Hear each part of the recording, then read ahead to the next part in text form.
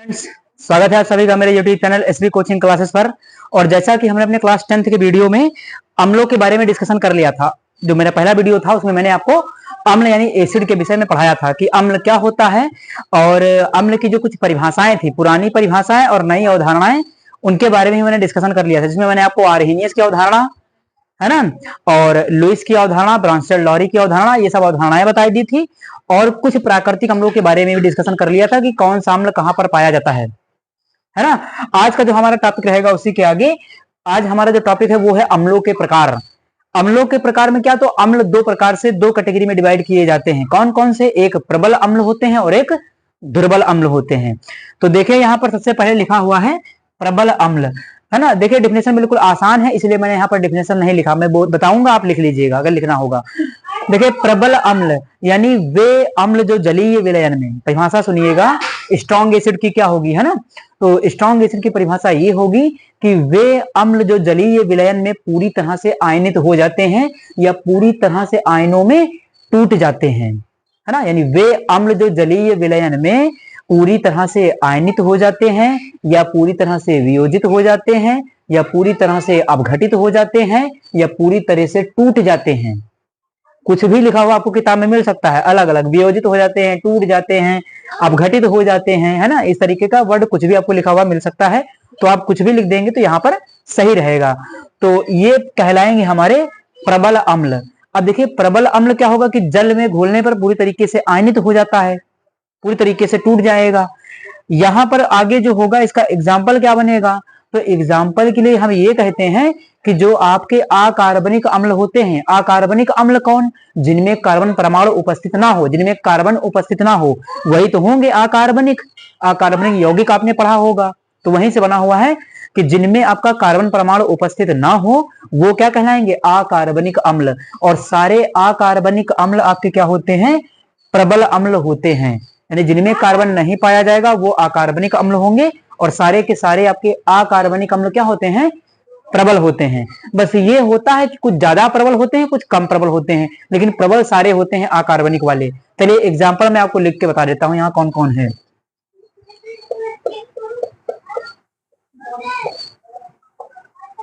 जैसे एग्जाम्पल आपका H2SO4 है, HCl है, HNO3 है ना, ये है HNO2 है, इस तरीके से। जैसे H2SO4 है, HCl है आपका, HNO3 है और HNO2 है ना। तो ये हमारे क्या है? ये है हमारे प्रबल अम्ल। देखिए इनमें कहीं कार्बन नहीं आया, यहां भी कार्बन नहीं, यहां भी कार्बन नहीं, यहां भी कार्बन नहीं है और ना ही यहां कार्बन है। तो ये जहां पर जितने लिखे हुए हैं ये सब आपके क्या होंगे? प्रबल अम्ल कहलाएंगे। यानी ये प्रबल अम्ल कहलाते हैं, क्योंकि ये पानी में घोलने पर पूरी तरीके से क्या होंगे? आयनों में टूट जाएंगे। अगर इनको समीकरण के रूप में व्यक्त करना हो तो आप इसको कैसे दिखाएंगे? मान लीजिए समीकरण के रूप में लिखना हो, इसे लिखने के लिए कहा जाएगा, लेकिन अगर लिखना हो तो कैसे लिखेंगे? एक को मैं बता देता हूं आपको। देखिए जैसे मैंने लिख दिया यहाँ पर एग्जाम्पल में क्या है, H2SO4 मैंने लिख दिया, H2SO4 ये लिख दिया, ये रिवर्सिबल रिएक्शन का साइन लगाया, ये टूट जाएगा 2H प्लस और SO4 डबल माइनस में। यानी पूरी तरीके से आयनों में क्या होगा? वियोजित हो जाएगा, टूट जाएगा। तो दो भागों में सल्फ्यूरिक एसिड जो आपका है तेजाब, है ना, H2SO4 सल्फ्यूरिक एसिड जिसको कहते हैं, तो ये क्या होगा? इस प्रकार से आयनों में ऐसे डिसोसिएट हो जाएगा, इसका डिस्कम्पोजन हो जाएगा, ये टूट जाएगा। तो इस प्रकार से ये हो जाएगा आपका प्रबल अम्ल। चलिए सेकंड डिफिनेशन जो हम उसको बता देते हैं आपको। नंबर 2 आपकी है दुर्बल अम्ल यानी वीक एसिड, दुर्बल अम्ल। देखिए दुर्बल अम्ल क्या होगा कि वे अम्ल जो जलीय विलयन में, है ना, वे अम्ल जो जलीय विलयन में पूरी तरह से वियोजित नहीं होते हैं, पूरी तरह से अपघटित नहीं होते हैं, पूरी तरह से नहीं टूटते हैं। कुछ भी लिखा हुआ मिल सकता है, वियोजित लिख सकते हो, अपघटित भी लिख सकते हो, टूटना भी लिख सकते हो, है ना। तो वे अम्ल जो जलीय विलयन में पूरी तरह से आयनित नहीं होते हैं, आयनित भी आप लिख सकते हैं, तो आयनित नहीं होते या वियोजित नहीं होते या अपघटित नहीं होते या टूटते नहीं हैं, वो क्या कहलाते हैं? दुर्बल अम्ल कहलाते हैं। अब देखिए यहाँ पर जो आपका वीक एसिड है जो दुर्बल अम्ल है, अब इसके एग्जाम्पल क्या बन सकते हैं? तो जितने भी कार्बनिक अम्ल होते हैं, कार्बनिक अम्ल का मतलब क्या है? कार्बनिक अम्ल का मतलब यह है कि जिनमें कार्बन पाया जाता है, जिनमें कार्बन परमाणु उपस्थित होगा। तो जितने भी कार्बनिक अम्ल हैं वो सभी के सभी क्या होते हैं, आपके दुर्बल अम्ल होते हैं। मैंने आपको जो पहला वीडियो था उसमें जितने प्राकृतिक अम्ल बताए थे, सिट्रिक अम्ल, एस्टिक अम्ल, फार्मिक अम्ल, ऑक्सैलिक अम्ल, इस तरीके के मैलिक अम्ल, टार्टरिक अम्ल, सिट्रिक अम्ल, जितने भी वो अम्ल बताए थे वो सारे के सारे आपके कार्बनिक अम्ल थे। जो मैंने एग्जाम्पल बताया था पहले वीडियो में वो आपके सारे के सारे कार्बनिक अम्ल थे, और वो सारे के सारे अम्ल क्या होंगे, दुर्बल होंगे, वो पूरी तरीके से जलीय विलयन में नहीं टूटेंगे। तो आप उन सारे एग्जाम्पल्स को याद रख सकते हैं कि वो आपके कौन से अम्ल होंगे, दुर्बल एसिड होंगे, वीक एसिड होंगे, है ना। तो यहां पर भी मैं कुछ नाम लिख देता हूं आपके लिए एग्जाम्पल में। जैसे दुर्बल अम्ल में क्या हो जाएगा, जैसे हो जाएगा एसिटिक अम्ल, यानी एसिटिक अम्ल हो जाएगा, ये हो गया एसिटिक अम्ल। फार्मिक अम्ल, मैंने बहुत सारे अम्ल आपको लिखाए थे, ये हो जाएगा फार्मिक अम्ल हो जाएगा, मैलिक अम्ल हो जाएगा, टार्टरिक अम्ल हो जाएगा, सिट्रिक अम्ल हो जाएगा, ऑक्सैलिक अम्ल हो जाएगा। इस तरीके के जितने भी अम्ल हैं इनमें सब में कार्बन पाया जाएगा। कहाँ कार्बन पाया जाएगा, जरा फार्मूला लिख करके देखिए। देखिए एसिटिक अम्ल का जो फार्मूला होता है वो ये होता है CH3 COOH। देखिए ये है एसिटिक अम्ल का फार्मूला। देखिए इसमें कार्बन आया कि नहीं आया। तो मैंने बताया है कि जिनमें भी कार्बन परमाणु उपस्थित होगा वो सारे के सारे क्या होंगे, आपके दुर्बल एसिड होते हैं, वीक एसिड होते हैं, है ना। और ये पानी में घोलने पर पूरी तरीके से नहीं टूटते हैं, पूरी तरीके से डिसोसिएट नहीं होते हैं। जैसे ये है एसिटिक एसिड, यहाँ पर क्या कार्बन उपस्थित है, इसको जरा पानी वाटर में आप डिजोल्व करिए, मिलाइए इसको H2O में। तो मान लिया इसको H2O में डिजोल्व कर दिया तो यहां से क्या मिलेगा, यहां से मिलेगा हमें एसीटेट आयन CH3COO- और H+, ये होगा। और ये एसिड क्यों है, क्योंकि यहां पर देखिए टूटने के बाद हाइड्रोजन आयन इसमें भी मिल रहा है और H+ इसमें भी मिल रहा है, दोनों में मिल रहा है ना। तो यहां पर अगर आपको दोनों में मिल रहा है तो इस प्रकार से सिद्ध हो गया कि ये क्या है, एसिड है। तो यहाँ पर जितने भी आपके कार्बनिक अम्ल, जिनमें भी कार्बन आपको दिखाई देगा वो सारे के सारे क्या होंगे, दुर्बल होंगे। मैं आपको और एक एग्जांपल बता देता हूँ। ये है एसिटिक अम्ल, इधर लिख देता हूँ, ये है आपका H2CO3 कार्बोनिक अम्ल, H2CO3। उसके बाद HCOOH, ये है आपका फार्मिक अम्ल। ये क्या है, फार्मिक अम्ल है ना। तो यहां पर देख रहे हैं कि जिनमें जिनमें भी कार्बन परमाणु उपस्थित होगा वो आपके क्या होंगे, दुर्बल अम्ल होंगे। तो मान लिया कि पेपर में ऑब्जेक्टिव प्रश्न आपसे पूछा जा सकता है कि कार्बनिक अम्ल कैसे होते हैं, दुर्बल होते हैं या प्रबल होते हैं। तो कार्बनिक अम्ल आपके वीक होते हैं, वीक एसिड होते हैं, दुर्बल अम्ल होते हैं। और आपके जो ये अकार्बनिक अम्ल है वो क्या होते हैं, प्रबल होते हैं। प्रबल में आप इनका एग्जाम्पल याद रखिएगा, दुर्बल में आप इस तरीके से इनके एग्जाम्पल याद रखिएगा। तो इनका स्क्रीनशॉट ले लीजिए, फिर मैं इसके आगे के डिस्कशन आपसे करता हूं।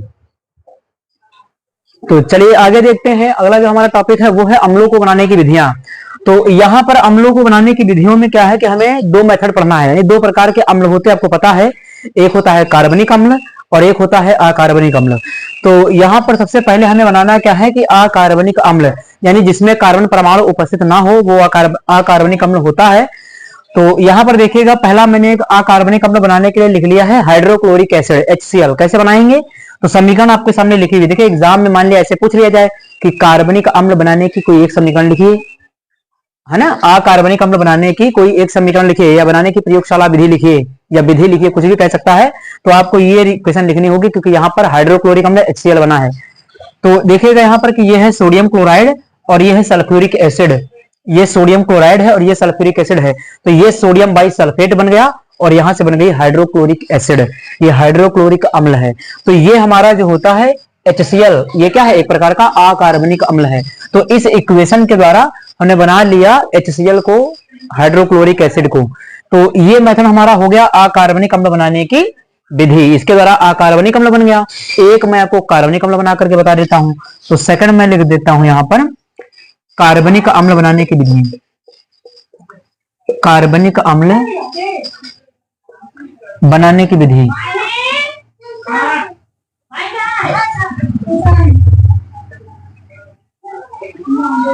यानी कार्बनिक अम्ल बनाने की विधि। चलिए इसकी समीकरण लिख देते हैं। एक कार्बनिक अम्ल जिसमें कार्बन उपस्थित होता है उसके मैं विधि बता देता हूं आपको। तो यहां पर मैंने ले लिया CH3CH2 CH3CH2OH, ये है एथिल एल्कोहल, ये क्या है, एथिल अल्कोहल या एथेनॉल। यहां पर हमने करवा दिया इसका ऑक्सीडेशन यानी ऑक्सीकरण, और ये ऑक्सीकरण किसकी उपस्थिति में है, तो माइकोडर्मा एसिटी जीवाणु की उपस्थिति में, माइकोडर्मा एसिटी जीवाणु की उपस्थिति में। ये एक शीघ्र सिरका विधि होती है जिससे हम ये समीकरण को लिखते ही, लेकिन अगर प्रयोगशाला विधि आपसे कार्बनिक अम्ल की पूछी जाती है तो आप इसको लिख सकते हैं यहाँ पर, है ना। तो यहाँ पर देखिएगा क्या है, इसका ऑक्सीडेशन हो जाएगा। ऑक्सीडेशन का मतलब क्या है, ऑक्सीकरण मतलब ऑक्सीजन का जुड़ना। तो इस कंपाउंड में क्या होगा, ऑक्सीजन गैस जुड़ जाएगी, तो बनेगा क्या, सीधे सीधे बनेगा एसिड, एसिटिक एसिड बन जाएगा CH3COOH, ये बन जाएगा, और प्लस में हमारा जो वाटर है H2 वो निकल जाएगा। तो ये हो गया हमारा कार्बनिक अम्ल। इस समीकरण के द्वारा मैंने बना लिया कार्बनिक अम्ल जिसका नाम है एसिटिक अम्ल, और यहां पर बनाया था मैंने अकार्बनिक अम्ल। तो मैंने एक विधि आपको कार्बनिक अम्ल की बता दी और एक विधि आपको अकार्बनिक अम्ल की बता दी, दोनों का एक एक मेथड बता दिया। आप इन रिएक्शंस को याद रखेंगे क्योंकि हो सकता है कि पेपर वगैरह में ये भी, क्योंकि अब पेपर बहुत घुमा करके थोड़ा सा पूछा जाने लगा है, तो हो सकता है कि वो इस बार विधि ही आपसे पूछ ले कि कार्बनिक अम्ल अकार्बनिक अम्ल बनाने की कोई एक विधि लिख दीजिए दोनों की, है ना। तो आपको ये याद रखना होगा। आप इसका स्क्रीनशॉट ले लीजिए, फिर हम अम्लों के आगे की बात करते हैं। तो चलिए अब डिस्कशन कर लेते हैं हम अम्लों के रासायनिक गुण में, है ना। तो कोई दो रासायनिक गुण आपको आने चाहिए, क्योंकि पेपर में हो सकता है कि आपसे पूछ लिया जाए कि अम्लों के दो रासायनिक गुण लिखिए। तो रासायनिक गुण का मतलब यह होता है कि अम्ल किससे क्रिया करके क्या बनाता है, यानी किसी पदार्थ से अगर अम्ल रिएक्शन करता है तो क्या बनाता है यहाँ पर। तो नंबर फर्स्ट देखिएगा, लिखा हुआ है धातु से क्रिया, यानी पहला क्या है कि अम्लों की धातु से क्रिया। अब अम्ल, कोई भी अम्ल आपका जब धातु से क्रिया करता तो धातु क्लोराइड बनाता है ना, या किसी भी धातु से क्रिया करेगा तो उस धातु का साल्ट बनाएगा, लवण बनाएगा। तो चलिए देख लेते हैं, यहाँ पर कोई भी अम्ल ले लेते हैं, जैसे मान लिया धातु के तौर पर मैंने ले लिया आयरन यानी लोहा, है ना, Fe ले लिया, आयरन ले लिया, उसके बाद यहां पर ले लिया हाइड्रोक्लोरिक अम्ल HCl। तो ये धातु क्लोराइड बनाएगा और क्या होगा, हाइड्रोजन गैस को मुक्त करेगा। यानी अम्ल धातुओं से क्रिया करके हाइड्रोजन गैस मुक्त करते हैं। आपको ये भी पता होना चाहिए, हो सकता है कि ऑब्जेक्टिव प्रश्न में यही पूछ लेता है कभी कभी कि अम्ल जब धातुओं से क्रिया करता तो कौन सी गैस मुक्त होती है, तो हाइड्रोजन गैस मुक्त होती है। तो यहां पर लिख लेंगे Fe और ये हो जाएगा Cl। देखिए H plus Cl minus, Fe पर लगता है प्लस, तो Fe किसके साथ जुड़ जाएगा, Cl के साथ जुड़ जाएगा। तो बनेगा क्या, FeCl2। FeCl2 कैसे बन गया, FeCl2 इसलिए बन गया, आयरन पर क्या लगता है, आयरन पर लगता है 2 प्लस का चार्ज, 2 प्लस का चार्ज लगेगा, तो इसके साथ जुड़ने वाला क्लोरीन कितना होना चाहिए, 2 माइनस, इसलिए यहां पर लिखा हुआ है 2 माइनस, आयरन क्लोराइड बन गया। उसके बाद अब देखिए बैलेंस नहीं है इक्वेशन, अगर यहाँ Cl2 लगा हुआ तो यहाँ एक Cl है, तो यहाँ क्या करना पड़ेगा, बैलेंस करने के लिए 2 लगाना पड़ेगा। जैसे ही यहाँ पर 2 लगाया, 2 क्लोरीन बराबर हो गया, हाइड्रोजन कितना हो गया, 2, तो यहां से जो होगा आपकी हाइड्रोजन गैस क्या होगी, मुक्त होगी। तो पहला यह है कि कोई भी अम्ल धातु से क्रिया करेगा तो हाइड्रोजन गैस को मुक्त करेगा, मुक्त करता है। तो ये एक इक्वेशन हो गई। अगर सेकंड में लिखना चाहे तो वो भी मैं आपको बता देता हूं, जैसे ये है जिंक ले लिया और ये हो गया H2SO4, ये धातु है जिंक और ये है सल्फ्यूरिक एसिड, यहां पर बन जाएगा ZnSO4 और यहां भी आपकी हाइड्रोजन गैस निकल जाएगी। विस्थापित कर दिया, हाइड्रोजन को हटा दिया, तो यहां पर हाइड्रोजन बाहर निकल गए और जिंक सल्फेट बन गया। चलिए सेकंड लिख लेते गुण नंबर 2। यहां पर हम लिख लेंगे धातु कार्बोनेट, धातु कार्बोनेट से क्रिया। तो सेकंड जो अम्लों का रासायनिक गुण है वो है धातु कार्बोनेट। ये धातु कार्बोनेट क्या होता है, कोई भी धातु के साथ कार्बोनेट समूह क्या होता है, CO3। तो किसी भी धातु के साथ कार्बोनेट CO3 ग्रुप लग जाएगा, उस धातु का कार्बोनेट बन जाएगा। जैसे कैल्शियम है, कैल्शियम के साथ कार्बोनेट ग्रुप क्या होता है, CO3, कैल्शियम के साथ CO3 लग गया तो कैल्शियम कार्बोनेट, मैग्नीशियम के साथ CO3 लग गया तो मैग्नीशियम कार्बोनेट, है ना। इस प्रकार से पोटेशियम के साथ CO3 लग गया पोटेशियम कार्बोनेट, इस प्रकार से। तो यहां पर लिखा हुआ कि धातु कार्बोनेट, तो कोई भी धातु कार्बोनेट होगा। अब धातु कार्बोनेट से क्रिया करके एसिड क्या करेगा, तो याद ये रखना होगा कि धातु कार्बोनेट कहे या हाइड्रोजन कार्बोनेट कहे। कभी कभी ऑब्जेक्टिव क्वेश्चन में पूछ लिया जाता है, चाहे धातु कार्बोनेट कहे या हाइड्रोजन कार्बोनेट कहे, आपको करना क्या है, कौन सी गैस मुक्त होती, तो कार्बन डाइऑक्साइड गैस। दोनों याद रखिएगा प्रश्न, जब धातुओं से क्रिया होती तो हाइड्रोजन गैस मुक्त होती है और जब यहां पर धातु कार्बोनेट से क्रिया होगी तो कार्बन डाइऑक्साइड गैस मुक्त होती है और साल्ट भी बनेगा। तो चलिए मैं आपको रिएक्शन बता देता हूं। धातु कार्बोनेट कोई भी ले लीजिए, मैग्नीशियम कार्बोनेट ले सकते हैं, कैल्शियम कार्बोनेट ले सकते हैं, पोटेशियम कार्बोनेट, कुछ भी ले लीजिए। चलिए यहां पर लिख लेते हैं कैल्शियम कार्बोनेट CaCO3, ये ले लिया। और कोई एसिड ले सकते हैं, कौन सा एसिड ले लें? माने यहाँ पर हम जो है धातु कार्बोनेट से क्रिया के लिए हम HCl ही ले लेते हैं, हाइड्रोक्लोरिक एसिड। तो ये ले लिया HCl ले लिया, है ना। अब उसके बाद क्या होगा? अब HCl की जगह हो सकता है कि H2SO4 भी ले सकते हैं आप, HNO3 भी ले सकते हैं, तो कोई एसिड ले सकते हैं। तो मैंने यहाँ पर लिख दिया HCl, आप H2SO4 लिख सकते हैं, कोई दिक्कत नहीं। तो यहाँ पर क्या होगा? कैल्शियम कार्बोनेट, ये हाइड्रोक्लोरिक एसिड। सीधे सीधे देख रहे हैं क्या बनेगा? कैल्शियम पर क्या लगता है? प्लस लगता है। कितना प्लस लगता है? 2। इसके ऊपर लगेगा 2 माइनस, यानी 2 प्लस 2 माइनस, इसके ऊपर 1 प्लस, इसके ऊपर 1 माइनस। तो अभी संख्या कम है, इसका प्लस इसके माइनस से जुड़ेगा और इसका माइनस इसके प्लस से जुड़ेगा, यानी माइनस वाला प्लस से, प्लस वाला माइनस से, अपोजिट चार्ज वाला। इसका प्लस उसके माइनस से, इसका माइनस उसके प्लस से। लेकिन संख्या तो कम है, संख्या यहाँ प्लस की कितनी है? 2 है, और यहाँ प्लस की संख्या कितनी है? 1 है। यहाँ माइनस कितना है? 2 है। यहाँ माइनस कितना है? 1 है। तो यहाँ पर प्लस 2 है, तो माइनस कितना होना चाहिए? 2 होना चाहिए। यानी एक कैल्शियम के साथ 2 क्लोरीन लगेंगे, तो बनेगा क्या? CaCl2, ये बनेगा। तो यहां से ये बन गया। अब जैसे ही क्लोरीन पर 2 लगाया, वैसे मामला यहाँ गड़बड़ हो गया। यहाँ क्या हुआ कि यहाँ एक ही क्लोरीन है, वैसे यहाँ 2 लगाना पड़ेगा। इसको मिटा देता हूं मैं। तो यहाँ पर क्या करना पड़ेगा? ये 2 लगा दिया, बराबर हो गया। 2 क्लोरीन यहाँ, 2 क्लोरीन यहाँ। अब हाइड्रोजन ज्यादा हो गया। देखिए यहाँ पर क्या है कि हाइड्रोजन कितना है? 2 है। तो 2 हाइड्रोजन और यहाँ से 1 ऑक्सीजन, 2 हाइड्रोजन 1 ऑक्सीजन मिलकर के H2O निकलेगा, यानी प्लस H2O बनेगा। और यहाँ से एक O चला गया, तो यहाँ कितना बचेगा? CO2 बचेगा। तो प्लस में क्या निकल जाएगा? CO2, कार्बन डाइऑक्साइड गैस मुक्त हो जाएगी। तो ये हो गई धातु कार्बोनेट से क्रिया। आप कोई भी एग्जांपल लेकर के एक्सप्लेन कर सकते हैं। तो पहला करवा दिया धातु कार्बोनेट। अब अगर हाइड्रोजन कार्बोनेट है तो कोई दिक्कत नहीं। हाइड्रोजन कार्बोनेट जहां पर आपने ये धातु का ये कार्बोनेट लिया, वहां पर आप हाइड्रोजन कार्बोनेट लिया। हाइड्रोजन कार्बोनेट का फॉर्मूला क्या होगा? H2CO3, अभी लिखाया था आपको। तो H2CO3 करके उस फार्मूले से भी आप इसको लिख सकते हैं, वहां पर कोई दिक्कत नहीं है।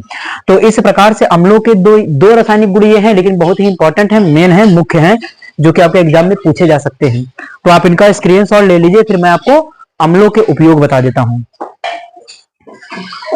तो चलिए देख लेते हैं एसिड के उपयोग। देखिए अम्लों का उपयोग वाला प्रश्न भी आपके एग्जाम में हो सकता है कि ये भी आ सकता है, तो इसलिए आपको ये भी पढ़ना अनिवार्य है। तो अम्लों के उपयोग लिखा होगा, देखिए कुछ उपयोग यहाँ पर लिखे, मैं आपको समझा देता हूँ। पहला क्या है? लिखा हुआ कि सल्फ्यूरिक अम्ल का उपयोग लेड बैटरियों में होता है। देखिए बैटरियां जो इन्वर्टर वगैरह होती है, या गाड़ियों की बैटरियां होती हैं, या पहले जो घर में बैटरी आती थी जिसे लगा करके पिक्चर देखते थे, उसमें तेजाब होता है। तेजाब क्या है? तेजाब सल्फ्यूरिक एसिड ही है। तेजाब जो होता है वो क्या है? सल्फ्यूरिक एसिड तो ही है। इन्वर्टर का पानी आपने देखा होगा, इन्वर्टर के पानी जो आता है डालने के लिए, उसमें क्या होता है? सल्फ्यूरिक एसिड मिला होता है। डाइल्यूट होता है, बहुत कम मात्रा में होता है, लेकिन होता है सल्फ्यूरिक एसिड उसके अंदर, है ना। कभी उसको पिएगा नहीं। उसके बाद नाइट्रिक अम्ल का प्रयोग सोने चांदी के शोधन में होता है, यानी नाइट्रिक अम्ल का प्रयोग सोने व चांदी के शोधन में होता है। उसके बाद नंबर 3 लिखा हुआ कि हाइड्रोक्लोरिक अम्ल का प्रयोग कपड़ा रंगने में, HCl का प्रयोग कपड़ा उद्योगों में कपड़े को रंगने में किया जाता है। उसके बाद नंबर 4 लिखा एसिटिक अम्ल का प्रयोग सिरका बनाने में होता है, यानी एसिटिक अम्ल का प्रयोग जो है विनेगर यानी सिरका बनाने में होता है। उसके बाद उर्वरक, औषधि व विस्फोटक पदार्थ बनाने में, उर्वरक, औषधि व विस्फोटक पदार्थ बनाने में भी विभिन्न अम्लों का प्रयोग होता है। और एक याद रखिएगा कि बेंजोइक अम्ल का जो प्रयोग है वो खाद्य पदार्थों के संरक्षण में होता है। आप उसको याद रखिएगा, क्योंकि वो क्वेश्चन पूछा भी जाता है कि बेंजोइक अम्ल का प्रयोग कहां पर होता है। तो बेंजोइक अम्ल का उपयोग खाद्य पदार्थों के संरक्षण में होता है। तो ये अम्लों के 5 उपयोग थे जो मैंने आपको बता दिया है। इनका स्क्रीनशॉट ले लीजिए। फिर मैं आपको एक लास्ट टॉपिक जो छोटा सा है अम्लों की क्षारकता, उसको बता देता हूं। तो चलिए डिस्कशन कर लेते हैं अम्लों की क्षारकता में, यानी बेसिसिटी ऑफ एसिड, है ना। यहां से भी हो सकता है कि एक आध प्रश्न आपको पूछा जा सकता है। मैंने आपसे कहा था मैं आपको बिल्कुल डिटेल में एक एक चीज एक्सप्लेन करूंगा, तो मैं आपके लिए ये कार्य कर रहा हूं। चलिए देखिएगा अम्लों की क्षारकता। देखिए अम्लों की क्षारकता होती क्या है? ये अम्लों की क्षारकता कहां से आ गई? अम्लों की क्षारकता क्या होती है? परिभाषा सुनिएगा, अभी आपको क्लियर हो जाएगा। यानी कोई भी अम्ल वियोजन के पश्चात प्रदान किए गए हाइड्रोजन आयनों की संख्या, यानी कोई भी अम्ल वियोजन के पश्चात, टूटने के पश्चात कितने हाइड्रोजन आयन प्रदान करता है H+, उनकी संख्या को उस अम्ल की क्षारकता कहते हैं। यानी कोई भी एसिड टूटने के बाद जितने हाइड्रोजन आयन प्रदान करेगा, जितने हाइड्रोजन आयन देगा, उनकी संख्या को क्या कहेंगे? उस अम्ल की क्षारकता कहते हैं, बेसिसिटी कहते हैं। तो यहां पर मैंने कुछ एग्जाम्पल भी आपके लिए लिखा हुआ है, जरा इनमें क्षारकता को देख लेते हैं कि कितनी कितनी होगी। तो परिभाषा ध्यान होगी कि कोई एसिड, कोई भी अम्ल टूट करके जितने हाइड्रोजन आयन देगा, उनकी संख्या को क्या कहते हैं? क्षारकता कहते हैं। किसकी क्षारकता? अम्लों की क्षारकता कहते हैं। चलिए, तो नंबर फर्स्ट देखिएगा, HCl लिखा हुआ, हाइड्रोक्लोरिक अम्ल। ये जब टूटता है तो H+ और Cl- में टूटता है। तो यहाँ पर हाइड्रोजन आयन कितना मिला? 1। इसकी क्षारकता कितनी होगी? इसकी क्षारकता होगी 1। इसकी क्षारकता कितनी होगी? 1। आपको देखना है कि टूटने के बाद कितना हाइड्रोजन हमें प्राप्त हुआ है ना? टूटने के बाद कितना हाइड्रोजन हमें मिला। टूटने के बाद देखना है, इधर नहीं कि इधर रिएक्शन में देख लीजिए। रिएक्शन के बाद टूट करके कितना दिया है, उसकी संख्या क्या होगी? अम्लों की क्षारकता। तो यहाँ पर 1 मिला था, क्षारकता कितनी हो गई? 1 हो गई। यहाँ पर देखिए, सल्फ्यूरिक एसिड टूट करके कितने हाइड्रोजन दे रहा? 2। तो क्षारकता कितनी हो जाएगी? 2। यानी यहाँ क्षारकता कितनी होगी? क्षारकता यहाँ हो जाएगी 2 हो जाएगी। थर्ड एग्जांपल देखिएगा, H3PO4, ये टूट करके कितने हाइड्रोजन देता है? तो 3 H+ देता है। तो क्षारकता कितनी हो जाएगी? 3। जितने H+ देगा उतनी ही क्षारकता होगी। यहाँ क्षारकता कितनी हो जाएगी? ये क्षारकता हो जाएगी 3। यानी यहाँ क्षारकता कितनी हो गई? 3 हो गई। ये एग्जांपल इंपॉर्टेंट है, आपके एग्जाम में पूछे जा सकते हैं। ये आपका दूसरा और ये तीसरा और ये चौथा, ये दोनों एग्जांपल हो सकता है। इसमें से ये पूछ लिया जाता है, क्योंकि ये टूट करके 2 ही हाइड्रोजन देता है और लोग क्या करते हैं, इसमें 3 देख करके 3 निशान लगा देते हैं, तो गलत हो जाता है। इसकी क्षारकता देखिए, H3PO4 क्या है? 2H+ HO4- में टूटता है। देखिए यहाँ पर हाइड्रोजन कितने मिले? 2। एक हाइड्रोजन से नहीं टूटता है, बचा लेता अपना हाइड्रोजन। तो यहाँ क्षारकता कितनी हो जाएगी? यहाँ क्षारकता कितनी हो जाएगी? 2 हो जाएगी। इनको खासकर ध्यान रखिएगा, ये दोनों कंफ्यूजन में लोग गलत कर जाते हैं क्षारकता में।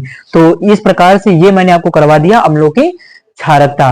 तो जैसा मैंने आपसे कहा था कि मैं आपको डिटेल में वीडियो प्रोवाइड करवाऊंगा, तो मैं आपको बिल्कुल डिटेल में अपने लेक्चर्स प्रोवाइड कर रहा हूं। तो यहां पर एक चीज और ध्यान रखिएगा कि आज मैंने एसिड के विषय में, यानी अम्लों के विषय में जितनी जानकारी थी, इंपॉर्टेंट एग्जाम की दृष्टि से आपके 10th लेवल पर जितनी भी जानकारी आपको देनी थी एसिड के विषय में, उतनी जानकारी मैंने आपको दे दिया है। अगर यदि आपको कुछ लगेगा कि कोई जानकारी रह गई है या कोई जानकारी आपको लेनी है, तो आप कमेंट बॉक्स में कमेंट करके मुझे बता सकते हैं। उम्मीद करता हूं कि आपको ये आज का टॉपिक हमारा समझ में आया हुआ होगा। Thanks for watching this video.